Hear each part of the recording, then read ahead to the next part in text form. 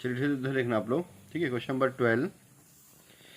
Shri are जो है एक बड़े घर का मालिक है। उसके घर में 3 स्वतंत्र आवासीय यूनिट है। यूनिट 1 में 50% फ्लोर एरिया है, ठीक है, जो कि 16,000 रुपये प्रतिमाह किराए पर दिया गया है, ठीक है।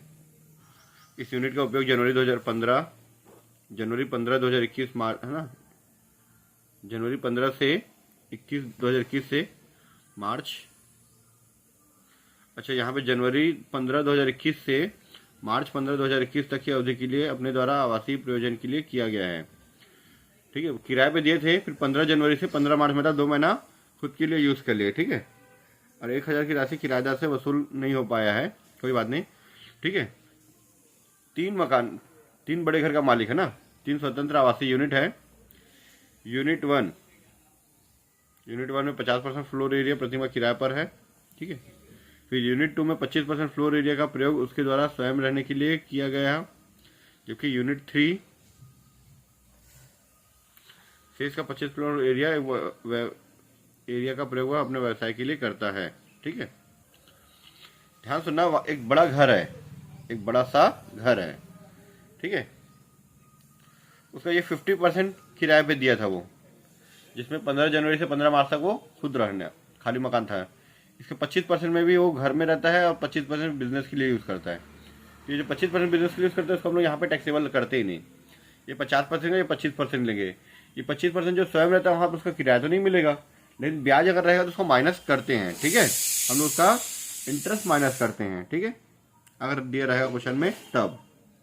चलिए देख लेते हैं हम लोग यहाँ पे फिलहाल क्या क्या चीज़ें दी हुई है मकान संबंध में। नगर पालिका मूल्यांकन दिया, पूरे मकान का मूल्यांकन दिया ना, वैल्यूएशन है, ठीक है। फिर उसके बाद टैक्स उसका 32,000 रुपये, रिपेयर माइनस नहीं करते, रेंट माइनस नहीं करते, ये सब माइनस नहीं करते कुछ भी, ठीक है। 30% से माइनस करते। नगर पालिका कर का भुगतान करने के लिए उधार ली गई पूंजी पर ब्याज माइनस नहीं करते। अगर हम लोग मकान बनाने के लिए या मकान खरीदने के लिए लोन लिए तो उसका इंटरेस्ट माइनस करते हैं, ठीक है। तो चलो देखो यहाँ पे सिंपल सा है। म्यूनसिपल वैल्यू दिया है, जिसको हम लोग क्या मानते हैं, म्यूनसिपल वैल्यू दिया 1,92,000। फेयर रेंट यहाँ पे है नहीं, स्टैंडर्ड रेंट है नहीं, ठीक है। तो तीनों में से जो ज़्यादा होता है, ये दोनों में से जो ज़्यादा होता है, पर इससे ज़्यादा नहीं होना चाहिए। तो ये दोनों में जो ज़्यादा है पर इससे ज़्यादा नहीं होना चाहिए, ठीक है। तो यहाँ तो दिया ही नहीं है ये, तो 192 हमारा क्या बन जाएगा, एक्सपेक्टेड रेंट बन जाएगा, ठीक है। हम लोग यहाँ पे रूल लिखते थे, याद है, एक्सपेक्टेड रेंट में इसको नाम देंगे ए, इसको नाम देंगे बी, इसको नाम देंगे सी, ठीक है। ये लाइन को लिखेंगे नहीं हम लोग, स्टैंडर्ड रेंट वाला हटा दो, यहाँ पे लिखेंगे ए और B, whichever is more या whichever is greater, whichever is more लिख देना, ठीक है। तो एक दोनों में से जो ज़्यादा हो इसको हटा दो, ए और B, whichever is more 192, और ये दोनों में से ये ज़्यादा, ये बन गया हमारा एक्सपेक्टेड रेंट। किराया हमको कितना मिला था, 16,000 के हिसाब से मिला था किराया। 16,000 के हिसाब से 10 महीने किराए में था मकान, 10 महीने किराए के हिसाब से कितना मिलना चाहिए, 1,60,000, ठीक है। 16,000 का 10 महीने के हिसाब से 1,60,000 हमको किराया मिलना चाहिए। 1,60,000 में 1,000 रुपये किराया नहीं मिला था, क्वेश्चन में लिखा है, तो 159 आ गया, ये आ गया हमारा रेंट रिसीव्ड। अब ये दोनों में से जो ज़्यादा होता है, मान चलिए पॉइंट नंबर 1 है, ये 2 है, दोनों में से जो ज़्यादा होगा वो हमारा ग्रॉस एनुअल वैल्यू बन जाता है। तो दोनों में से कौन सा ज़्यादा, 192, तो 192 बन गया हमारा ग्रॉस एनुअल वैल्यू। इसमें फिर म्यूनसिपल टैक्स माइनस करेंगे 50%, टोटल कितना है, 32,000 है। 32,000 का 50%, क्योंकि 50% एरिया में अभी यहाँ पे, ठीक है, पूरे मकान का 32,000 है, तो इसका आधा कितना, 50%, 16,000 रुपये माइनस करेंगे, 176 आ गया। इसका 30% माइनस कर दिए, 52, 800, 123 आ गया। ये यूनिट 1 का आ गया। अब यूनिट 2 सेल्फ ऑक्यूपाइड 25%, इसकी कोई इनकम नहीं थी, कोई इंटरेस्ट नहीं था, तो कुछ भी नहीं है, नील आ गया, ठीक है। और unit 3 use for own business, उसको लेते ही नहीं है, उसका डैश, उसका नील भी मत लिखना, उसको डैश लिख देना। Not accessible under this head of income, मैंने लिखा था not taxable under this head, है ना, एक ही मतलब है कि मतलब इस शीर्षक के अंतर्गत कर योग्य नहीं है, वो बिजनेस पर्पस में आता है, ठीक है। तो यूनिट 1 का, 2 का, 3 का सबको ऐड करोगे तो आंसर यही आएगा, 1,23,200, क्योंकि इसका नील था, इसका नील है, ठीक है, डैश है। चलो अब हम लोग बात करते हैं बिजनेस का। बिजनेस का कितना, 4,61,200 रुपये उसकी आय होती है, ठीक है। मकान के किराए और अनुषंगिक व डेबिट किए गए प्रयोग में लाए जा रहे एक चौथा हिस्से पर मान्य ह्रास की राशि 1,600 रुपये शामिल है, ठीक है। अब वो मकान, अब देखो यहाँ पे कमाया जरूर अपने मकान से, अपने मकान का 25% एरिया में बिजनेस करता था वो, तो जितना भी रिपेयर, LIC वगैरह सब जो भरे थे उसका छूट यहाँ पे हाउस प्रॉपर्टी में नहीं मिला था, लेकिन उसका छूट हम लोग यहाँ पे लेंगे, मकान का यूज़ कर रहे हैं तो उसको लेंगे। ठीक है, क्या क्या कराए थे, रिपेयर कराए थे 40,000 का, इसका 25%, भूमि किराया का 25%, नगर पालिका कर का 25%, इसका 25%, इसका 25%, सबका 25% लेंगे। ठीक है, देखो म्यूनसिपल टैक्स का 25%, इसका 25, इसका 25, इसका 25, सबका 25%, पाँचों का ले लिए। ठीक है, और ये डेप्रिसिएशन जो है वो 25%, इंटरेस्ट कहाँ से आ गया, डेप्रिसिएशन है वो, डेप्रिसिएशन 25%। ठीक है, इंटरेस्ट भी देखिए कुछ, अच्छा ये 14,000 का ये आएगा इंटरेस्ट ना। ठीक है, इंटरेस्ट 14,000 का 25%, और डेप्रिसिएशन कितना था, वह 1/4 हिस्से, मतलब वही 25% का 1600 अलग से निकाल के दिया है। आप 1600 का 25% मत निकाल देना, ऑलरेडी 25% करके, मतलब 1/4 हिस्सा करके आपको दिया है 1600। ठीक है, चलिए ये हो गया आपका, इसमें से सारे खर्चे माइनस करने के बाद जितना आया ये इसको माइनस कर दिए, 4 लाख ये आ गया। ठीक है, ये ए इनकम हमारी हाउस प्रॉपर्टी का, ये बी इनकम हमारे बिजनेस का, टोटल 5,50,850, 5,50,850 रुपये। ठीक है, ये हमारा example number 12 complete. Example number 13 देख लो, ये पूरा बिजनेस से रिलेटेड है, आय और व्यय खाता दिया हुआ है। क्रेडिट साइड में जितना भी पैसा आया है, ठीक है, वो वकील है, वो है ना, एक वकील है, कानूनी फीस उसकी इनकम है ना, विशेष कमीशन उसकी इनकम है, फिर दौड़ के लाभ उसकी इनकम नहीं है, वकील की इनकम थोड़ी ना होती है सब, है ना। दीर्घकालीन पूंजी लाभ अलग है, ये भी अलग है, अग्रिम ब्याज अलग। मुवक्किलों से भेंट 6,000 रुपये मिला ना, प्रेजेंट्स गिफ्ट मिला है, तो उसका इनकम है। सपोज डॉक्टर लोग जो फीस लेते हैं क्लाइंट से, जो घर जाने का फीस लेते हैं, और जब उनके यहाँ कोई बेबी हो है, बहुत समय बाद कुछ अच्छा चीज़ हो जाता है, तो फिर डॉक्टर लोग को गिफ्ट भी दिया जाता है, पेशेंट की तरफ से मिलता है वगैरह, है ना, कोई देता है, तो वो भी उनकी इनकम में आता है। ठीक है, फिर साथ ही जब अब ब्याज मिला इतना, उसको इनकम लेंगे, फिर उसके बाद में अलग करेंगे। पहले हम लोग बिजनेस इनकम निकाल रहे हैं। ठीक है, कानूनी फीस, विशेष कमीशन, और ये आ गया ये मुवक्किलों से भेंट, ये 3 चीज़ें हमारी बिजनेस इनकम आ गई। ठीक है, legal fees, income from special, अच्छा ये आंसर था क्या, हाँ चलो ठीक है, प्रेजेंट फ्रॉम क्लाइंट। ठीक है, अब देखिए खर्चे क्या क्या है, घरेलू खर्च नहीं आता, ऑफिस एक्सपेंडिचर आता है कितना, 5,000 रुपये। ठीक है, ये तो दान है, उपदान है, पूंजी हानि छोड़ दो, आयकर नहीं आता, फर्म से नहीं आता, एक पंख वगैरह छुट्टी, शुद्ध आय नहीं आता है सब। ठीक है, देखो लीगल फीस है सब जोड़ दी इतना, और ऑफिस एक्सपेंस 5,000 माइनस किए, 2,60,600 रुपये आ गया। ठीक है, फिर फर्म का हिस्सा, प्रॉफिट का हिस्सा जो भी है उसको भी वो एग्जाम्प्ट है, उसको लेते नहीं हम लोग। ठीक है, तो ये हो गया हमारा 2,60,600 रुपये हो गया। अब लॉन्ग टर्म कैपिटल गेन की बात करते हैं। कैपिटल गेन में यहाँ पे दिया था, लॉन्ग टर्म कैपिटल गेन 1,80,000 रुपये दिया हुआ है क्वेश्चन में। ठीक है, और अल्पकालीन पूंजी हानि दिया 1,300 रुपये। तो ये कैपिटल गेन में लॉन्ग टर्म में शॉर्ट टर्म को एडजस्ट कर लेते हैं। तो लॉन्ग टर्म कैपिटल गेन 1,80,000, उसमें से शॉर्ट टर्म का माइनस कर दिए 1,78,700 रुपये। ठीक है, अब बात करते हैं हम लोग अदर इनकम की। अदर इनकम में अग्रिम पर ब्याज, सॉरी बैंक सावधि जमा पर ब्याज 2,500 रुपये ये आएगा। ठीक है, अग्रिम पर ब्याज भी आएगा। ठीक है, और संचालक फीस भी इसी में आता है, डायरेक्टर फीस भी। ठीक है, सहकारी समिति से लाभांश भी आ जाएगा। ठीक है, ये पॉइंट अदर सोर्स में आएगा, ओएस में ये आ जाएगा, ओएस में ये आ जाएगा, ओएस में ये भी ओएस में आ जाएगा। ठीक है, और बाकी और कुछ सुनिएगा। चलिए यहाँ पे देखते हैं क्या लिखा है। श्री चंद्रा हेगड़े एक सांसद भी है, वकील के साथ साथ क्या है वो सांसद भी, जिसको 4,000 प्रति माह वेतन मिलता है। सांसद की सैलरी इसी में आता है। म्यूनसिपल मतलब मेंबर ऑफ पार्लियामेंट है, मतलब विधायक सांसद जो है उसकी सैलरी अदर सोर्स में आती है, क्योंकि उनका जॉब फिक्स नहीं रहता, 5 साल के लिए होता है। ठीक है, अगर मैं मान के चलो 6 महीना जॉब करके छोड़ देता हूँ, तो मेरा वो इनकम फ्रॉम सैलरी में है, क्योंकि मेरा जॉब फिक्स था, मैंने छोड़ दिया, जब मुझे निकाल देगा जो भी सपोज। तो सांसद का क्या पहले से ही फिक्स है कि वो 5 साल के बाद रहेगा नहीं, उसको दोबारा चुनाव लड़ना पड़ेगा जीतने के। ठीक है, तो इसलिए उसका सैलरी को अदर सोर्स में डाला जाता है। 30,000 रुपये दैनिक भत्ता मिलता है, दैनिक भत्ता एग्जेम्प्ट होता है। ठीक है, अब 1,200 रुपये कार्यालय में कटौती की मांग करता है, नहीं मिलेगा उसको सबको, क्योंकि 30,000 तो ऑलरेडी मिल रहा है उसको, दैनिक भत्ता मिल रहा है, तो 12,000 रुपये बोला कि मेरे ऑफिस खर्चे के लिए दो, नहीं मिलेगा। एक रिहायशी मकान में आग लग गई, मकान की लागत 40,000 रुपये पड़ा था, उसका उचित बाजार मूल्य 50,000। ठीक है, वो सब नहीं आता। ये दौड़ के लाभ जो है ना वो भी आएगा अदर सोर्स में ना, दौड़ का लाभ जो है वो अदर सोर्स में आएगा। 4,000 रुपये के हिसाब से जो salary of municipal parliament, sorry member of parliament 4,000 के हिसाब से 12 महीने का 48,000 रुपये, और ये दौड़ के खिलाफ 3,000 रुपये ये आ गया। सबको ऐड कर दिए, कितना आया, टोटल कर दिए ग्रॉस टोटल इनकम। उसके बाद जहाँ जहाँ पे वो दान दिया था, राष्ट्रीय सुरक्षा कोष में दान दिया था कितना, 1,500 रुपये, NDF में है ना, नेशनल डिफेंस में है ना, कोष में, फंड में दान दिया था।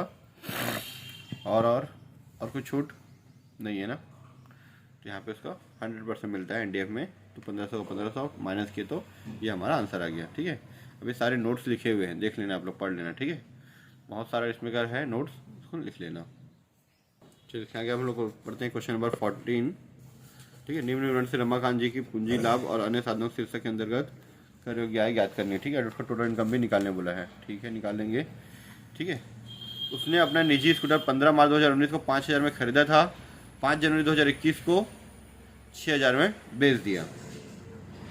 ठीक है, स्कूटर, बाइक, इसको पर्सनल एसेट माना जाता है। कैपिटल एसेट को बेचने से ही कैपिटल गेन होता है, पर्सनल एसेट को बेचने से आपको पर्सनल गेन होता है, उसको नहीं लेते यहाँ पे। ठीक है, चलो आगे देखते हैं। उसने अपना भूमि, हाँ ये कैपिटल एसेट है, उसने अपनी भूमि 21 दिसंबर 2020 को 4,50,000 की बेची। यह 20 अप्रैल 1990 को 30,000 में खरीदी गई थी। इसका 1 अप्रैल 2001 को उचित बाजार मूल्य 75,000 था। तो जब खरीदी गई थी या उचित बाजार मूल्य, दोनों में से कौन सा ज़्यादा है, उचित बाजार मूल्य ज़्यादा है। ठीक है, मार्केट फेयर वैल्यू जो है ज़्यादा है, तो उसको लेंगे, 75,000 का लेंगे और उसके हिसाब से फिर उसका इंडेक्सेशन करेंगे। 4,50,000 में बेचे हैं, जिसको हम लोग 1990 में खरीदे थे, 2020 में बेचे 1990, 30 साल पहले हम लोग उसको 30,000 में खरीदे थे। 2001 जब भी हम लोग 1 अप्रैल 2001 के पहले कुछ चीज़ खरीदते हैं कैपिटल एसेट, तो उसका रेट 1 अप्रैल 2001 का दिया रहता है, उचित बाजार मूल्य है ना, फेयर मार्केट वैल्यू दिया रहता है, तो उसका हम लोग इंडेक्सेशन करते हैं। सबसे पहले आंसर देखो, scooter is not an asset, hence there is no capital gain, it is a personal effect. ठीक है, पर्सनल एसेट है वो। फिर बात करते हैं हम लोग इसका कंसिडरेशन रिसीव्ड ऑन लैंड। अच्छा, लैंड तो दिया हुआ है यहाँ पे। ठीक, लैंड का पैसा मिला 4,50,000 रुपये, उसका इंडेक्सेशन किए 75,000 का 301 आज का रेट है, और 2001 का रेट कितना है 100, 2020-21 का रेट है 301, और आज का उस समय का रेट कितना था 2001 का 100। इसको इससे मल्टीप्लाई करके इससे डिवाइड किया 2,75,750, इसमें से इसको माइनस किया तो हमारा कैपिटल गेन आ गया 2,24,250। चलिए आगे और देखते हैं। उसका एक मकान है जो 3 सितंबर 2020 को 7,20,000 बेचा गया, उसको 24 अगस्त 2003 को 1,09,000 रुपये में खरीदा गया था। उस समय का रेट दिया यहाँ पे देखना, 2003-4 का 109। तो आज का जो रेट है 301 से मल्टीप्लाई करेंगे आज के रेट से, और 2003-4 में खरीदे थे उसके रेट से डिवाइड करेंगे। ठीक है, ये देखिए आप लोग, हाउस कंसिडरेशन रिसीव्ड 7,20,000 बेचे हैं, उसका है ना दलाली पे किए गए, ब्रोकरेज भी 23,400 रुपये सब में खर्चा किए ना, 20,000 रुपये दलाली का दिए हैं, 20,000 दलाली का माइनस कर दिए। ठीक है, ये हमको 7 लाख रुपए मिला। अब दो चीज़ें यहाँ माइनस होगा, ध्यान सुनना। 1,09,000 रुपये में खरीदे थे कब, 2003-4 में, 24 अगस्त 2003, मतलब 3-4 में 1,09,000 में खरीदे थे, और 2005-6 में 23,400 रुपये खर्चा किए थे। ये दोनों का इंडेक्सेशन निकालेंगे, ये 2003-4 का है, ये 5-6 का है। तो 1,09,000 का आज का रेट 301 और 2003-4 का रेट 109। ये जो 23,400 रुपये का है ना इम्प्रूवमेंट कराए थे, खर्चा किए थे, सुधार किए थे, 4-5 का 117 है, आज का रेट 301, उस समय का रेट 117। ये दोनों खर्चे को माइनस किए तो क्या गया हमारा कैपिटल गेन, इसको ऐड कर दिए तो दोनों हमारा लॉन्ग टर्म कैपिटल गेन ही है, इसलिए लिख दिए taxable income from capital gain या लॉन्ग टर्म कैपिटल गेन। ठीक है, चलिए क्वेश्चन आगे देखते हैं। उसके बाद 1 लाख रुपये लॉटरी का इनाम जीता है, लॉटरी के टिकट खरीदे 10,000 रुपये, इसका कोई छूट नहीं मिलता, 1 लाख रुपये पूरा इनकम ले लेंगे, उस जीता हुआ है ना। ठीक है, उसने एक कंपनी से स्थायी जमा पर 9,000 रुपये ब्याज प्राप्त किया है, 9,000 रुपये ब्याज प्राप्त किया है, तो उसको ग्रॉस अप करते, याद है, अगर ब्याज मिलता तो अलग होता है। ठीक है, मिला और प्राप्त तो बोलता है, रिसीव्ड बोलता है, तो क्या करते हैं उसको हम लोग ग्रॉस अप करते हैं। 9,000 का 100/90 करेंगे, फिर 10% TDS कटा होता है, वैसे लिख दिया है 1,000 रुपये TDS कटा, 9 और 1 कितना हो गया 10,000 रुपये। ठीक है, कैपिटल, ठीक है, यहाँ पे देखना, विनिंग फ्रॉम लॉटरी 1 लाख रुपये और इंटरेस्ट फ्रॉम कंपनी 9,000 रुपये मिला है, 1,000 रुपये हमारा TDS कटा था, टोटल हो गया कितना 10,000 रुपये, 1,10,000 कैपिटल गेन, और ये अदर सोर्स टोटल मिला के हो गया ग्रॉस टोटल इनकम। और कहीं डिडक्शन दिया नहीं है तो उसको छोड़ दिए, टोटल इनकम ये आ गया। लॉटरी टिकट में स्वीकृति नहीं मिलती। ठीक है, दूसरा और क्या लिखेंगे, भूमि का उच्च वास्तविक मूल्य 30,000 और 1 अप्रैल 2001 को उचित बाजार मूल्य 75,000, दोनों में से जो ज़्यादा हो उसी को ही लिया जाता है, उसी का ही कॉस्ट ऑफ इंडेक्सेशन निकाला जाता है। ठीक है, चलिए क्वेश्चन नंबर 15 देखना। व्यापारिक लाभ दिया एक व्यक्ति का, ठीक है, व्यापारिक लाभ दिया 20,000 रुपये चेक द्वारा मुख्यमंत्री राहत कोष में दान देने के बाद 5,52,000 रुपये। उससे पहले कितना था? 5,72,000 होगा। ठीक है, ठीक है। बिजनेस इनकम ओन बिजनेस से 5,72,000, ऐसे लिख सकते हो 5,52,000 प्लस 20,000। उसके व्यक्तिगत संघ का लिखेंगे पर एग्जाम डाल देते हैं, क्योंकि ऑलरेडी लोग वहाँ पर टैक्स दे दिए रहते हैं। ठीक है, सरकारी प्रतिभूतियों पर ब्याज ये अदर सोर्स में आएगा, आपसी कोष में यूनिट पे आए, ये भी अदर सोर्स में, सब अदर सोर्स वाला है। ठीक है, तो बिजनेस इनकम में दोनों ये और व्यक्तिगत संघ वाला डैश करके 5,72,000 और फिर इनकम फ्रॉम अदर सोर्स। ठीक है, लिखा है member is not a liable to pay tax, AOP will pay tax maximum marginal rate of tax. Association of person होता है ना, एओपी व्यक्तिगत संघ वाला, उन लोग का अलग से वहाँ पर टैक्स कट जा रहता है, उसके बाद वो पैसा हमको मिलता है तो उस पर और टैक्स नहीं लगता, डबल। ठीक है, उसके बाद आपसी सरकारी प्रतिभूतियों पर ब्याज 8,000 रुपये, आपसी कोष पर यूनिटों पर आज 6,000 रुपये। लॉटरी से जो 70,000 रुपये लिखा है शुद्ध, तो उसको क्या करेंगे 100/70 करेंगे। क्यों? 30% में टैक्स कटा होता है, 100 में से 30 गया, कितना बचा? 70, तो इसलिए 100/70 करते हैं, कितना भी दिया हो लॉटरी का ना। प्राप्त शुद्ध बोला मतलब ये सकल करेंगे, क्रॉस अप करेंगे। इनकम फ्रॉम है ना आपसी कोष म्यूचुअल फंड से 6,000 रुपये, गवर्नमेंट से इतना 70,000 रुपये आपको प्राप्त हुआ है, मतलब TDS कटा हुआ है, 100/70 के 1 लाख रुपये आ गया, तीनों मिला के 1,14,000 रुपये, और 5,72 टोटल हो गया 6,86,000 रुपीज़। अब वो बचाने, अपने पैसे बचाने के लिए क्या क्या करता है वो, उन्हें अपने स्वास्थ्य निवारक की जांच पड़ताल पर रोकड़ में 4,000 रुपये व्यय किए हैं। अब मुख्यमंत्री, ठीक है, ATD में यहाँ पे इसका ATD का छूट मिल जाएगा। मुख्यमंत्री राहत कोष में, मतलब इसमें मुख्यमंत्री राहत कोष में 20,000 दान दिया, उसमें छूट मिल जाएगा। डिडक्शन अंडर सेक्शन 80D 4,000 रुपये इसका, ठीक है। CM रिलीफ फंड में 20,000 रुपये डोनेशन किया, इसका भी 100%, टोटल 24,000 पर माइनस के इतना। ठीक है, मुख्यमंत्री राहत कोष को दिया गया दान पूर्णतः जीवन बिना सीमा के कटौती योग्य है, कोई इसमें कोई रूल रेगुलेशन एप्लीकेबल नहीं होता। यूपी पर अधिकतम सीमांत दर से कर लगेगा, अतः उसके सदस्य अपने हिस्से पर कोई कर नहीं लगेगा। ठीक है, वो अलग से जहाँ पे उनका संघ बना हुआ है वहाँ पे अलग से मैक्सिमम मार्जिनल रेट से टैक्स लग जाता है, इसीलिए उसके मेंबर को यहाँ पे, मतलब जैसे अगर हमारा इनकम है तो उस पर टैक्स नहीं लगता है ना यहाँ पे। ठीक है, क्वेश्चन नंबर 15 भी कंप्लीट।